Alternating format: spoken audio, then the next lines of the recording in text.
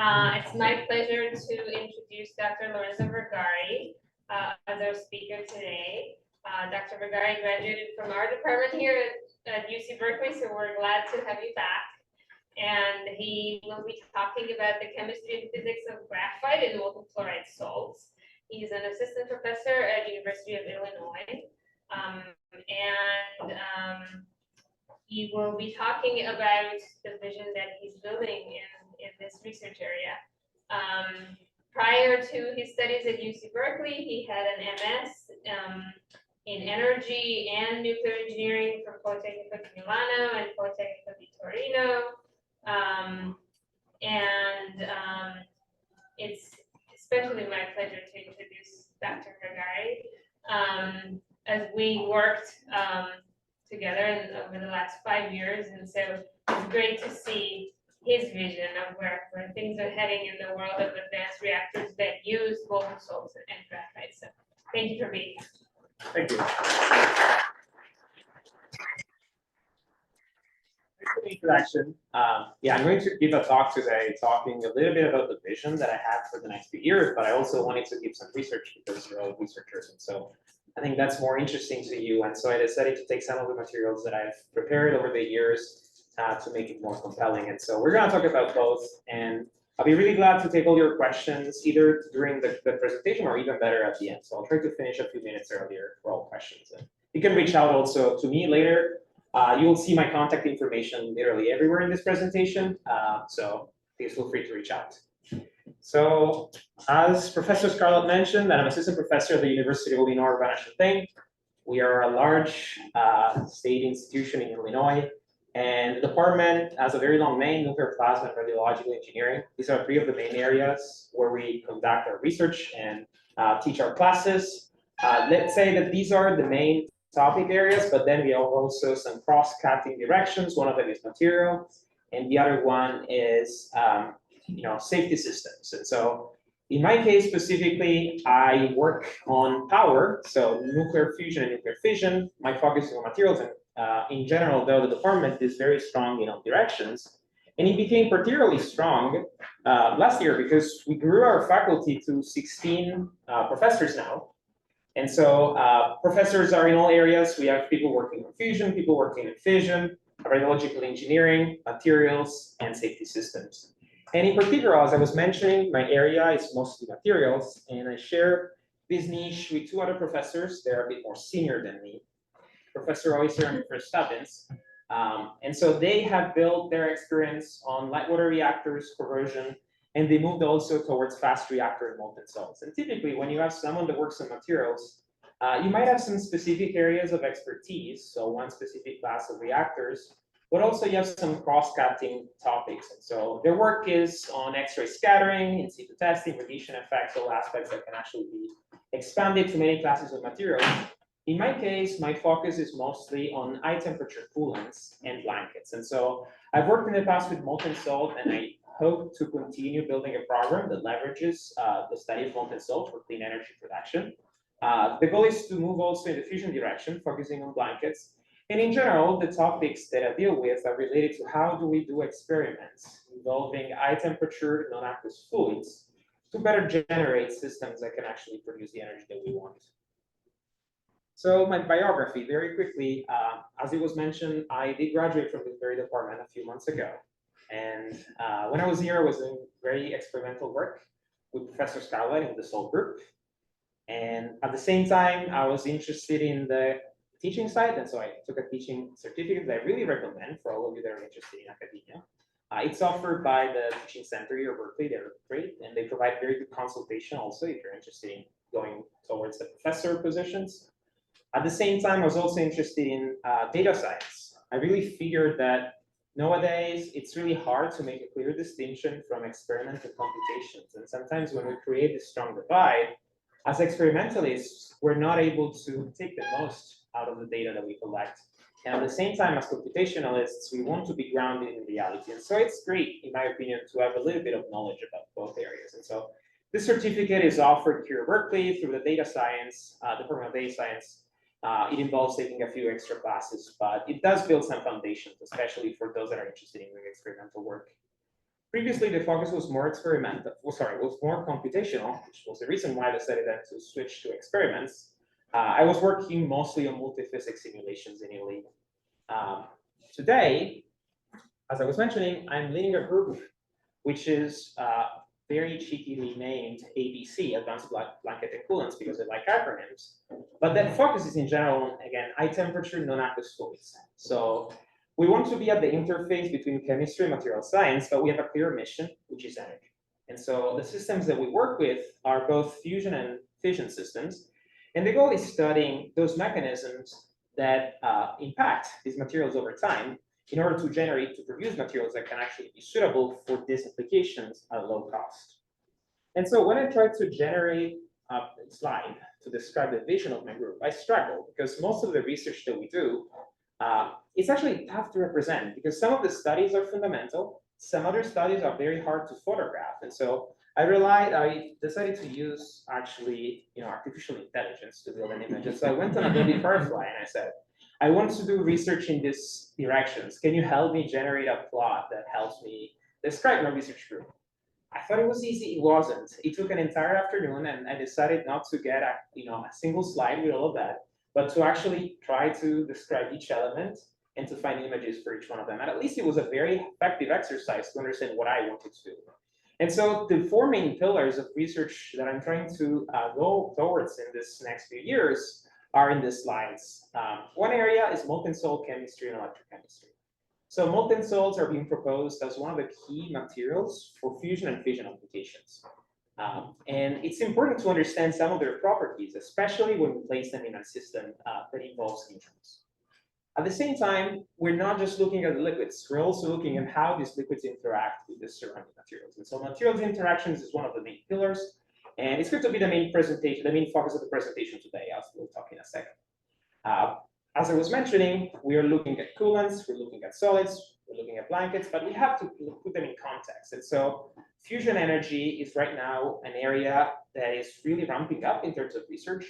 Illinois is also a particularly strong institution in this direction because they have a reactor they can actually use for experiments. And so my hope is to push the study from the lab scale also to the reactor scale on campus.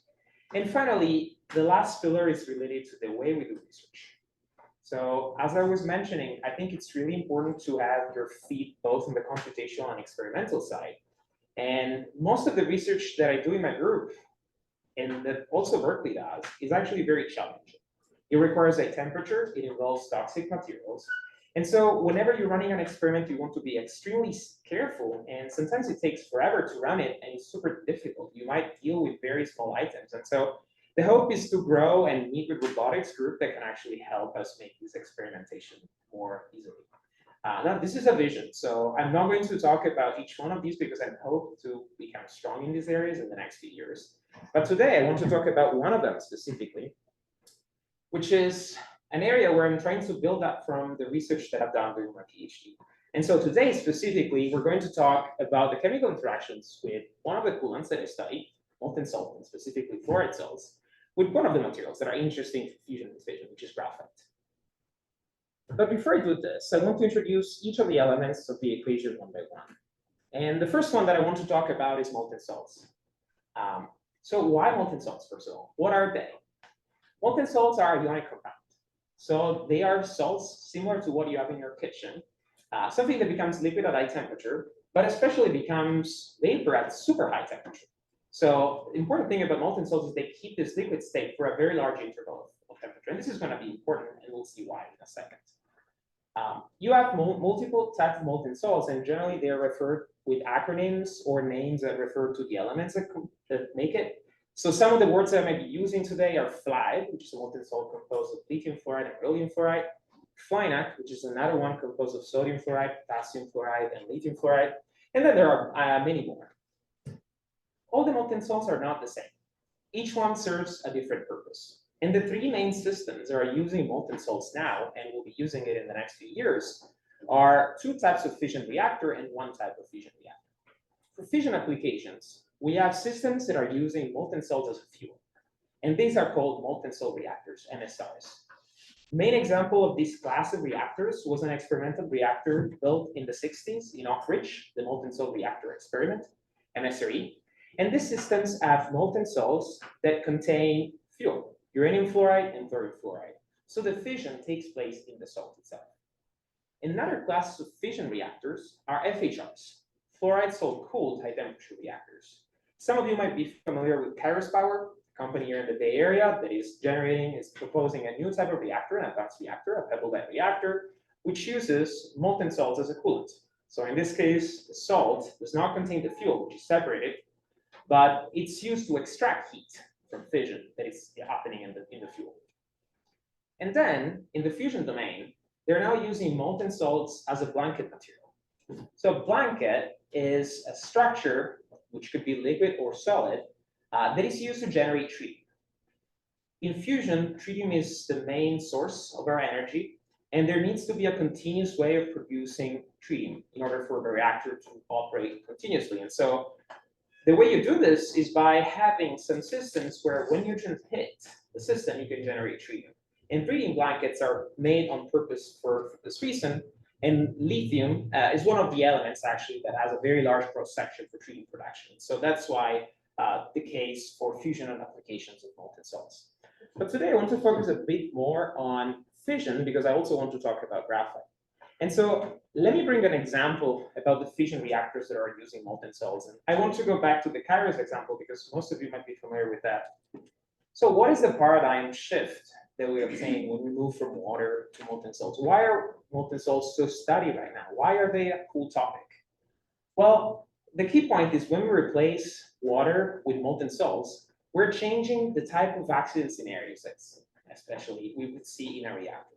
So what's the problem with water? The problem with water is that it's typically liquid over a very small temperature interval. Now, you know that water boils 100 degrees Celsius in atmospheric pressure. So in an engineering system that tries to generate energy, your thermal efficiency increases as you increase the temperature. So if you want to use water, you need to find a way to keep the water liquid at high temperature. The way you do this is by increasing the pressure.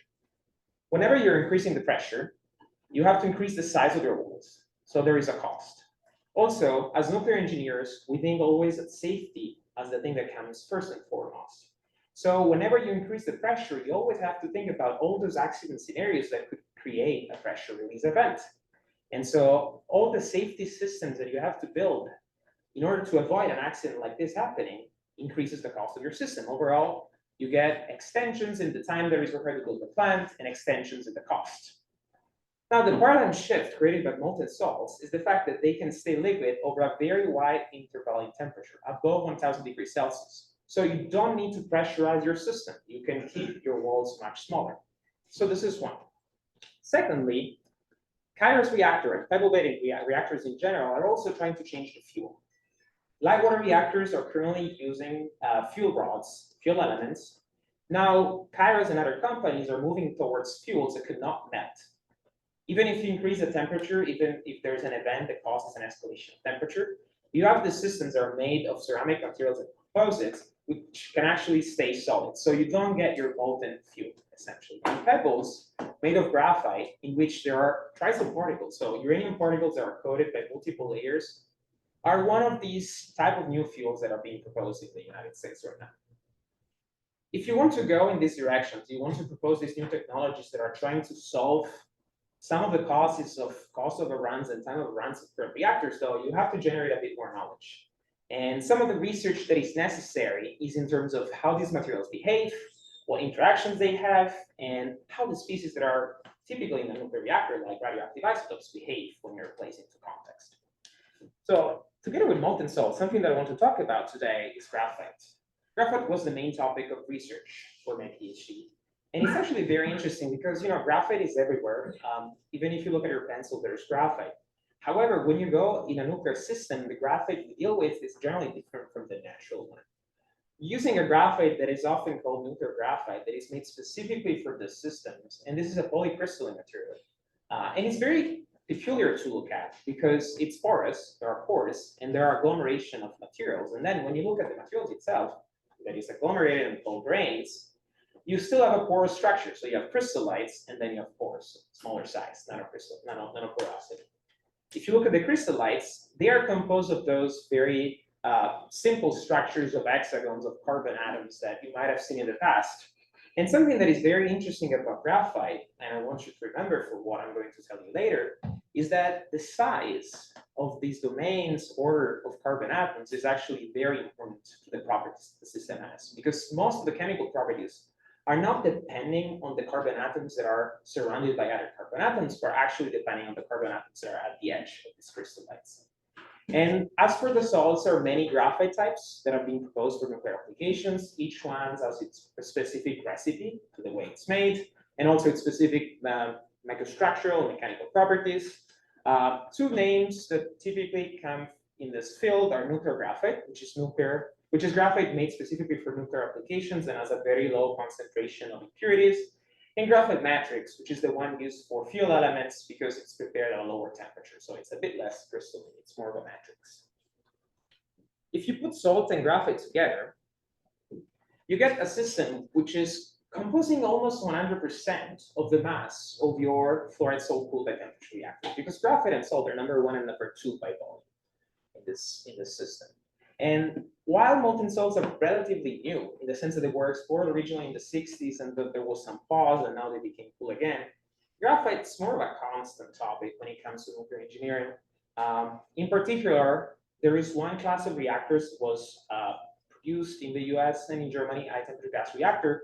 They use graphite, and so to license those specific reactors, they needed to know a lot about how graphite behaved under degradation and oxidation. So graphite is not new. Many people have studied graphite. What we're trying to do now here is study not only how graphite behaves, but especially how it behaves when we place it in the salt, because this is the big change when you look at a fluoride-salt-cooled-high-temperature reactor. And so the presentation that I want to give today is focusing on a bit of the interactions from a chemical standpoint that we have when we put the graphite and the salt together. I'm going to talk a bit about an experiment that was done when I was a PhD student here and even before in Wisconsin. And that relates to the static corrosion, the static exposure of salt and graphite. And then I'm going to talk about tribology, so moving elements in this case, and the effect the salt might have on these tribological properties. So let me start with the first one, graphite and salt chemistry. So as I was mentioning, graphite and salt are relatively new when it comes to nuclear, in the sense that we're, yes, studying the 60s, but just then, but carbon products and fluoride products, like the fluoride salts that we use, have often been put together in research. And there's a lot of evidence that when you have a material that contains fluoride and a material that contains carbon, reactions can happen. So I'm showing you here an image, which is coming from chemistry, electrochemistry domain, that is showing that when you have carbon fighters and you expose them to fluorine gas, you change the color. But it's not just color that it changes. There are many studies that show that fundamental properties in terms of chemistry, electrochemistry, gas absorption, tribology of carbon species are significantly impacted when you expose them to the salt.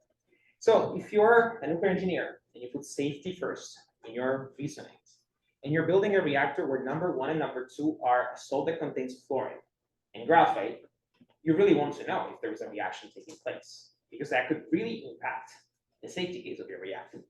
And so fluoride is one of the salts that we look at. Graphite is the carbon product. You can try to predict whether they're going to react or not. And the good news is that if you look at theory, if you look at thermodynamics, they don't react. What I'm plotting here is a Courbet diagram. Sorry, it's an Ellinger diagram. It's a diagram that shows that Gibbs free energy of formation of a compound. And the way you read this is that each line corresponds to one compound. So if you think of a reaction that causes the formation of a fluoride and the reduction of a metal, you could look at 2 lines, and if one is on top of the other ones, then that reaction can be favorable. Otherwise, it is not. In this diagram, we see that for every compound that is forming 5, the energy formation of that fluoride is more negative than it is to forming any graphite fluorination compound. So this suggests that fluorination of graphite should not be favorable. However, experimental evidence in the early 2010s show that instead some reaction was taking place. In this study, they used 2 techniques to show that if there were pre-existing carbon-hydrogen bonds, they could be replaced by carbon-fluorine bonds. So some reaction is taking place. So in Wisconsin, a few years ago, when Professor Scarlett was there, and then at Berkeley, there was a focus on understanding whether some reaction could take place when we replace fluorinac with the salt we're interested in, which is fluoride, for the conditions of the reactor, the temperatures, and the exposure times that are interesting for nuclear applications. And so there was an exposure experiment, actually a couple of them, where graphite was exposed in molten salts for first 12 hours and then 240 hours at 700 degrees Celsius, which is the temperature of relevance for FHRs. And the idea was to look at the carbon product, at the graphite after, to see what are changes that happen and what type of changes. So when you do this type of experiments, what you do typically is do characterization of the samples. And there are many characterization techniques that material scientists are familiar with. The first one is typically SCM-AES, which is a technique that shows you what's on the surface in terms of image, but also chemically. And this experiment led to the formation, the generation of some regions of the graphite samples that actually had some fluorine in them. So this indicated that there was some fluorine on the surface. Another technique that was used was XPS, X-ray photoelectron spectroscopy, that tells you not only what's on the surface, but also what's the chemical environment, what compounds we have. And when you do a spectrum, which is a fast analysis through XPS, it tells you the elements. And even in this case, we saw there was some fluorine on the surface. So graphite had fluorine on the surface. Does this tell you that there was a reaction? Not yet. So there needs to be a little bit more of analysis. And the way you do this with XPS is by zooming in the region of the fluorine peak, for example, and peak feeding it to understand what specific compounds are forming it. So we did this, and I'm plotting here the data for the samples that were exposed for 240 hours, so 10 days. Two samples were exposed, one that was in the gas phase, one that was in the salt. We did some peak feeding, and we saw that there were multiple sub-peaks compounding our fluorine peak. And they were indicating that not only we had the fluorine compounds of the salt, but we also had some fluorination compounds. So this was evidence that fluorination was taking place. And this was happening both in the gas-exposed samples and the liquid-exposed samples. Then we decided to compare the data that we had collected over a 240-hour experiment to the data that were collected over a shorter time experiment. And we saw that in all cases, we did see some signal of carbon-fluorine bonds, which indicated fluorination. However, this fluorination was much larger when you expose your sample to a longer time, and especially when you kept them in the salt. Another piece of the puzzle that we tried to collect was looking just beneath the surface, so doing some depth profiling.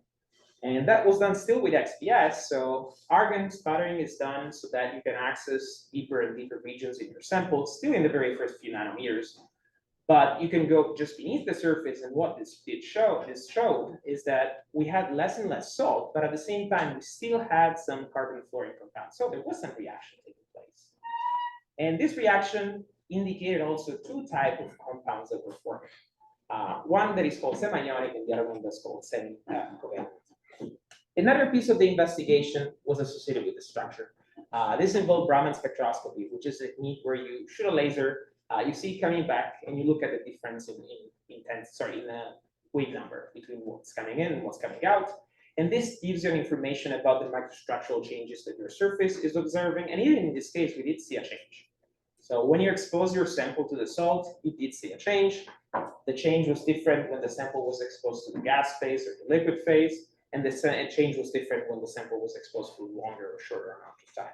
So all of these elements were suggesting that some reaction was actually taking place. So the last piece that helped us formulate a more cohesive explanation is given by low discharge mass spectroscopy, which is another technique that tells you the composition.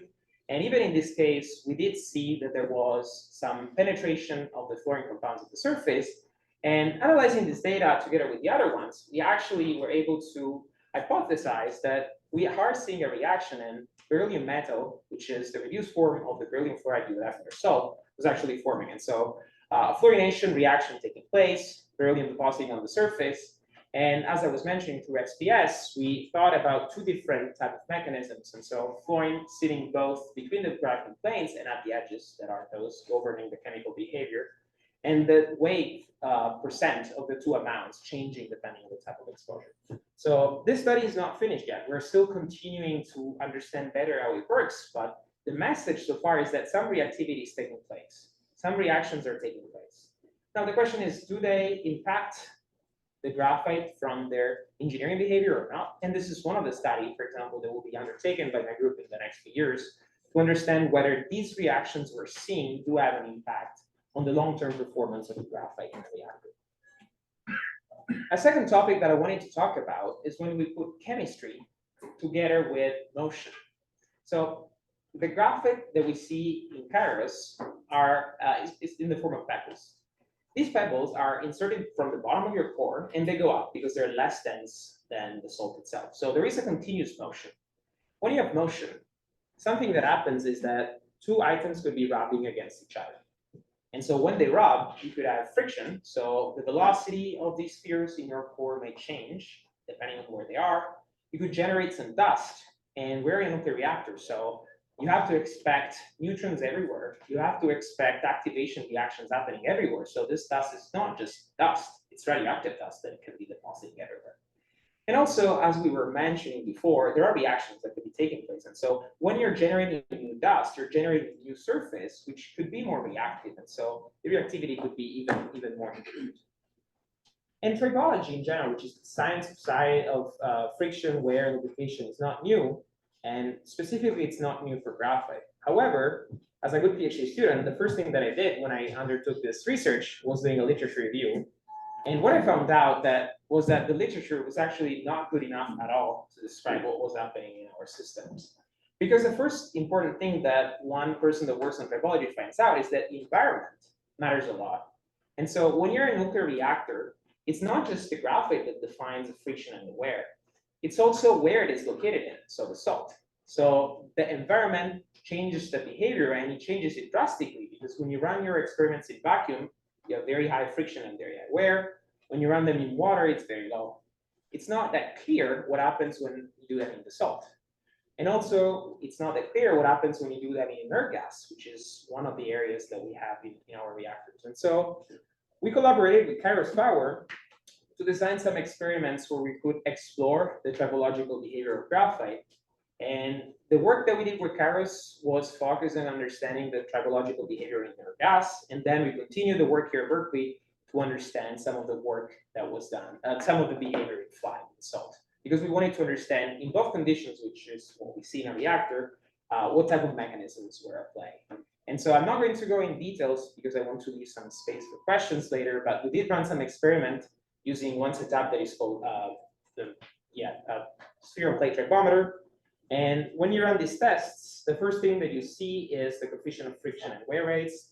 And so one of the typical outputs are these plots. This is showing the coefficient of friction, so the resistance of sliding versus distance, and it's showing it for graphite and graphite at 2 temperatures. And what we saw is that there was a different behavior depending on the temperature, both tests done in argon, indicating that lubrication is impacted by temperature. We paired this result also with wear, so quantification of the amount of dust that is generated. And even in this case, we did see a lot of change driven by temperature. So this suggested that there was some impact of the temperature on the behavior. If you're an engineer and you just are interested in wear and friction, this may be enough. But as scientists, we're also trying to understand what the mechanism is. Why does temperature lead to lubrication? So we kept using some of the characterization techniques that I was showing you earlier to understand what was at play. And so the results that I'm showing here are digital microscopy, scanning electron microscopy, and polarized light microscopy, which is a technique used very often for graphite purposes. What we saw is that the surface of the graphite, which is normally rough, was becoming smoother and smoother as the tests were going on. And in particular, when the tests were done at high temperature, it was smoother than when the tests were done at low temperature. And so this suggested that there was the formation of a smooth surface on the top of the graphite, which we actually recognized to be a film. So a film was depositing. Now, a film by itself doesn't tell you much, but if you look at the particle of the films and you saw that these are half the size of the surrounding surface around, you can actually start to understand that there is some fracture mechanism taking place. And so this element led us to believe that the friction, the wear, was caused by the fracturing of the crystallites. And for some reason, at high temperature, we had the deposition of smaller crystallites that led to this film that caused lubrication. And So we started to understand that essentially the mechanism of lubrication was led to the formation of this smooth film of crystallites that were aligning in the right direction. We tried to see whether the same behavior was happening also in the salt. And this was done at Berkeley. We have a few glove boxes downstairs. The salt group has established some capabilities to work with beryllium-containing salts. And one of the instruments that are down there is a tribometer, which I'm showing in the video right there. It's a system where there is a shaft with a sample at the bottom that spins around its axis and touches multiple plates and measures the force of the rotation, the resistance of the rotation, indicating what's the friction, and then looking at the samples, you're able to measure what the wear rate is. And so some samples were manufactured in graphite to try to understand whether the same behavior that we're seeing in our environment could also be seen in the salt. And so the first thing that we did was to obtain these results at conditions that were comparable to those that were obtained at Kairos. And we saw that the friction and wear actually did match pretty well what was done at Kairos. And so at this point, we said, all right, let's add the salt. Let's see if we see the same. What we saw is that the friction and the wear were lower. And so first thought was, okay, we're seeing more of that mechanism that we saw before. So we see that there is some lubrication because of the temperature. Now there is additional lubrication based on the salt. We expected that to be due to the formation of film on the surface. However, when we started to do some microscopy, we saw that in this case, the surface was not as smooth as it was at high temperature. So it started suggesting that there was some chemical mechanism of lubrication in addition to this mechanical one of the position of the film. And to explore this further, we did some additional tests, changing some of the parameters. So changing the temperature of the salt or changing the composition of the salt to try to understand better what reactions might be playing. And so some of the experiments against temperature showed that the coefficient of friction wasn't really impacted. The wear rate was, and in particular, it was increasing the temperature. And also the surface, the morphology was a bit impacted. So it became smoother and smoother at higher temperature, but at the same time, not as much as we would see in argon. And still that led to an increase in wear. So this was suggesting that the lubrication mechanism that we saw because of temperature was not the one actually happening here. And so another study that we did to try to understand this better was looking at the composition. We added different additives to the salt, so chromium fluoride, silver fluoride, and beryllium, and measured the coefficient of friction and the wear rate, and look at the microscopy, and we saw a wide range of results, which in general tend to suggest that when you add some additive that is reactive, like silver fluoride, the graphite, to the salt, you would see more lubrication. And so this continued to suggest that there is some reaction taking place. And overall, we tried to piece it together, and we formulated an hypothesis, which is that when you're fracturing, when you're doing your wear testing, some of the crystallites that we saw earlier are actually fracturing, and if they can, they align on the surface, creating an environment which reduces wear and reduces friction. However, when you have the salt around, this is not enough to explain the additional lubrication that you're seeing, and there is some chemical mechanism that is happening at the edges of these crystallites, and this causing these more favorable conditions. Even in this case, this is an open study. We still need to do some additional characterization, and some of the students of the salt group at Berkeley are going to work on this project and trying to, for example, run XPS to understand whether the chemical environment can explain more about the lubrication conditions. And so to conclude this topic, we tried to run a set of experiments that can mimic the conditions that we have in a reactor. The idea was that gaining this fundamental knowledge about the chemistry of our system when the elements of the reactor are put together, we can formulate engineering hypotheses and can formulate better considerations about the reactor and the way it operates. This research was necessary because despite graphite being studied already for the high-temperature-gas-reactor, not all the data were out there, and we're still pushing this research forward because we still have a lot of questions that need to be answered. Some of these questions are related to radiation, and one of the areas where I'm trying to grow in Illinois is to focus on the irradiation effects on the interaction between solid materials and fly. And so to conclude, I want to leave this slide right here, because we are in November right now, and graduate applications for PhD and master programs generally, in our case, expire and in December 15th, that's the last day. And the group is actively recruiting. We're trying to push in many directions. We're trying to push on the area of chemical interactions, chemical properties, of how we do the experiments and data science. And so there are a lot of open positions for both undergraduate researchers and graduate researchers. And so if you're interested and you want to know more, please reach out. There's a QR code that brings you to the website, and my contact information are right there. And for now, I'm happy to take your questions. Thank you.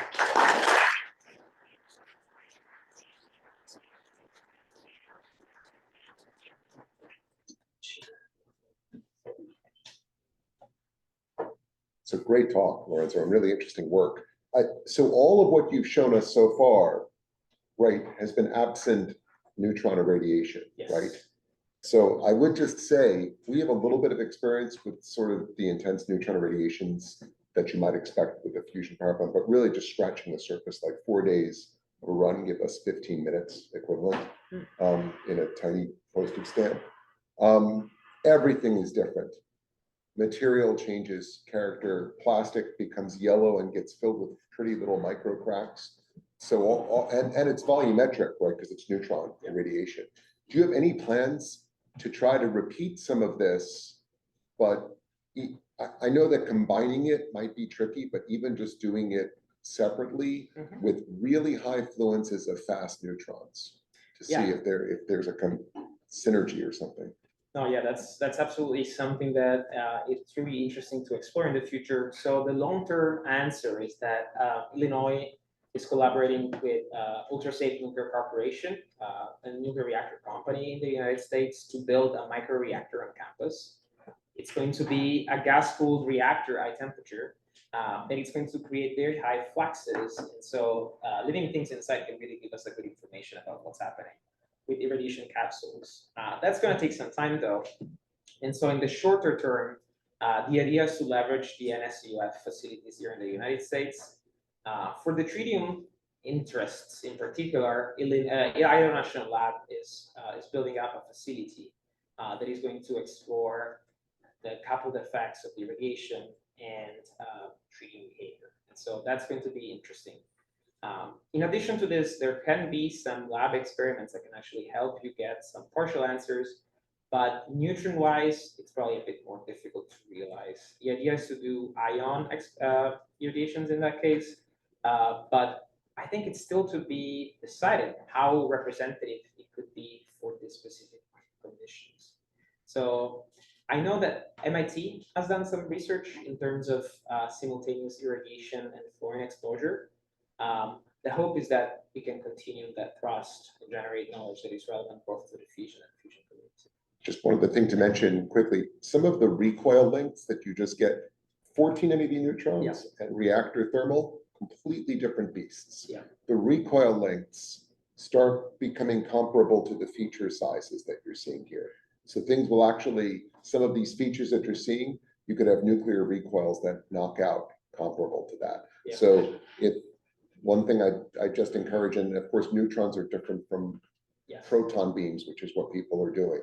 So I think it would be really great to repeat even just a little bit of this in the presence of fast neutrons. Yeah. Same way. So no, I agree. So what I was showing today is mostly related to fission, and so thermal neutrons make sense. But whenever you start to consider salt interactions with structural materials in fusion, then I agree with you that it's not really comparable in terms of energies, and so you really need to have a facility that can mimic those conditions, and that becomes more complicated to realize at high DPA. What are the recoil lengths for high energy? Well, it depends on like some of these like weird spectic materials like you've got with graphites, 0.3 of microns. I mean, because 14 MeV is really fast, and these ions are pretty light. So, but it's a smear that you get. And it's smaller in metals. I think so. It should be. I mean, it depends on the electron density in the material. Thanks. Yeah. Very interesting talks and very nice slides. I really like the slide. I can share the template if you like. Yes.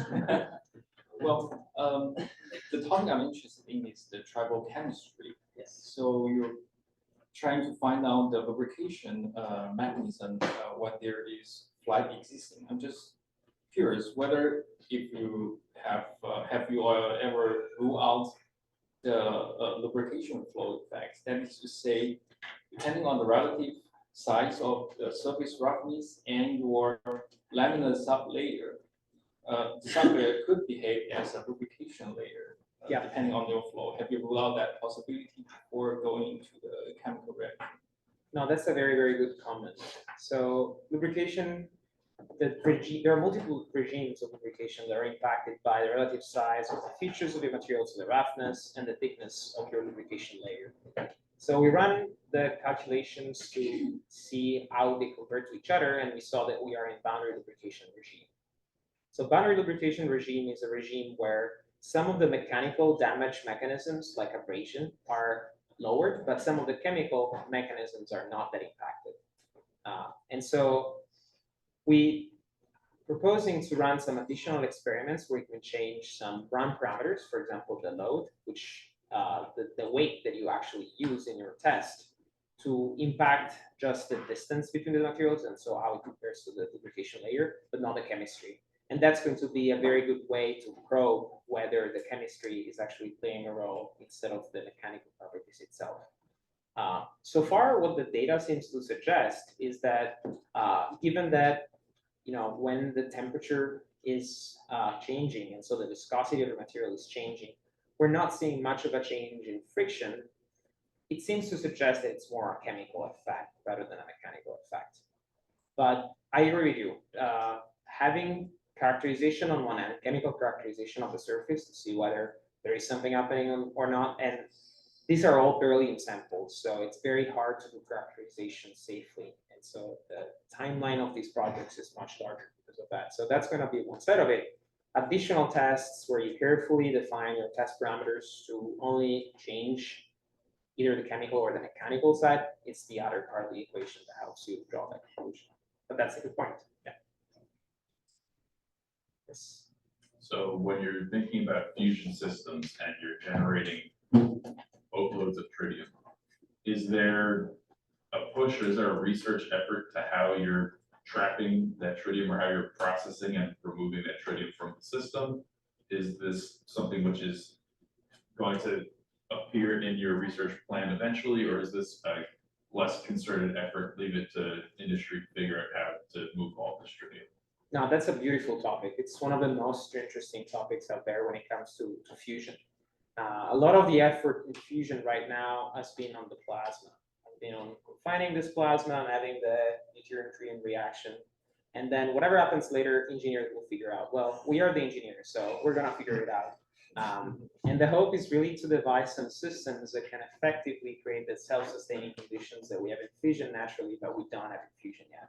And so it's really exciting. It seems like being back in the the 40s or the 50s, when the nuclear engineers were deciding how to build their reactors because they had to create that self-sustaining conditions. We are in the same conditions, but with fusion. So yeah, I think it's super exciting, and I'm really hoping that we can leave a significant mark in that direction as well. Yes. What was the upshot for Kyron Power? I imagine maybe they want to know if the wear rate would have an effect on pebble lifetime if they use graphite coating thicker. Is there anything that they need to explain? Good question. Well, I can say that I don't know because unfortunately, yeah, what did they decide, then it's proprietary. But I'm pretty sure, given that they recently submitted, I think, their application documents to the NRC, it might be mentioned there. So I'd be curious, actually, that's a good point. But you're right. So one of the impact of wear is that it's damaging your pebble. So you're losing dust, but at the same time, you're getting closer to the triso particles that are inside. So yeah, one way could be to do the coating, another way could be to changing the lifetime of the graphite. So I don't know which way they went and if they consider it an important parameter. Was there an obvious oh, this is definitely going to be a limiting factor, or the wear rate is not even close to being a limiting factor? Yeah, so we didn't go in that direction in this case. We're more interested in the mechanisms. Instead, their side of the collaboration was understanding whether those mechanisms at their specific conditions could be extrapolated to a change in the way that behavior happened or not. So unfortunately, I'm not answering to that.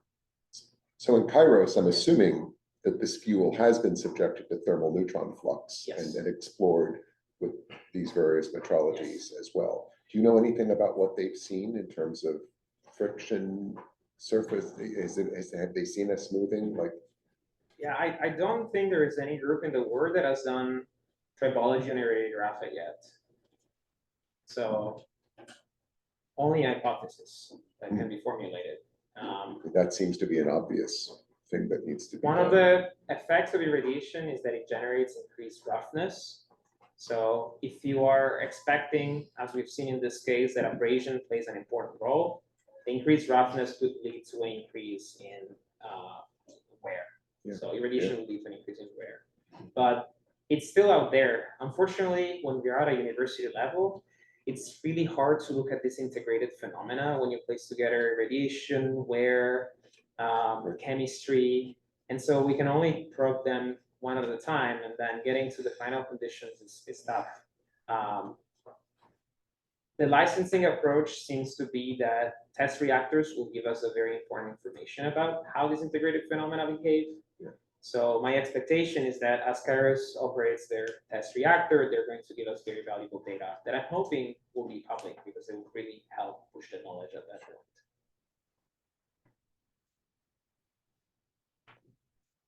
Yes. You mentioned the gas phase of flight. That's part of your questions. Will you be looking at the behavior of the gas phase?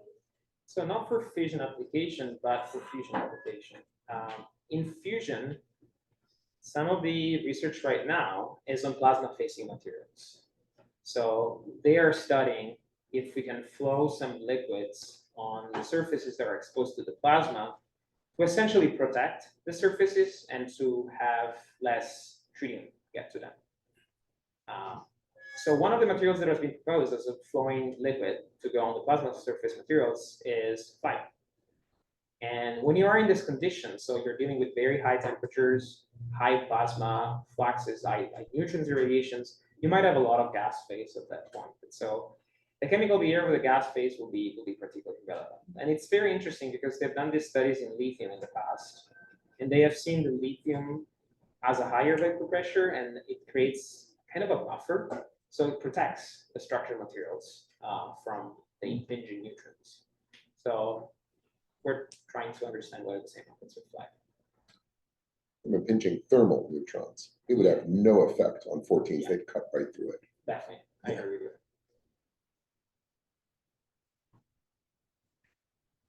We have time for one more question.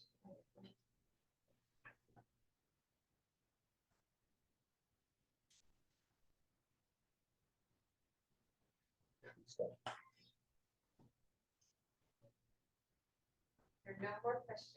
We have a So, question. I'll ask a maybe structural question on moving from PhD to being a professor now. Are they giving you time off? Do you have to build a curriculum? What does that transition look like? Just to ask you a systems question. Yeah, I'll give you a heartfelt answer. Thanks for the question. This is a great question. So the way it works is that you typically have a teaching load, but depending on the university, you might have a semester off. That was my case. So I was given the opportunity not to teach this semester, which is very good because I can focus on building up the lab, hiring students, and going out to find collaborators. It's true though that your perspective do change because you end up having to deal with professors, with students, colleagues, funding opportunities. So there's really an ocean of things around you. So it can be perhaps scary to know that you have to deal with everything at the same time, but it's also exciting. So in my case, I chose this path because I was interested in doing research and exploring the research directions that were most important to me. And having the option to actually write down proposals for projects that I do personally want to work on is amazing. So if that motivates you, I think it's great. If that scares you, then I'm sure you will fight against it and win against it.